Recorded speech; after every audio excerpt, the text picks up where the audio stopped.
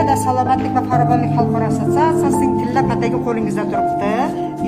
Nima uchun xarid qilgansiz bu pataklarni? Nima muammo bor edi sizda? Assalomu alaykum aziz kuzatuvchilar. Menda masalan 13 yildan beri poliartrit bo'yicha uchetda turaman. Lekin poliartritdan oldin menda oyog'imda shporam bor edi. Belimda grijam bor edi uchta. Mana shu shporam rosa yomon meni qiynagan. Lekin qilmagan narsam qolmagan shporaga. Udarno-volnovoy terapiya qildirgan, massaj qildirgan bo'lmadi.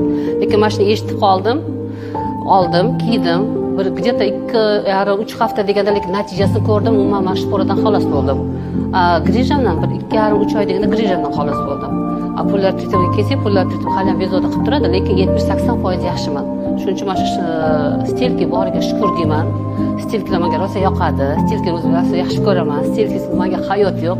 Ertalab turgandan to kech yotgungacha stilkida yuraman. Natijasi обязательно bo'ladi. Yaxshi yordam beradi. Grijagada, shporagada, yassi oyoq, artroz, artrit, protruziya, nima suyak bo'g'imizda qanaqa muammo bo'lsa hammasini zo'r yordam berar ekan. Shuni bildim men, lekin hammaga tavsiya qilaman olishga.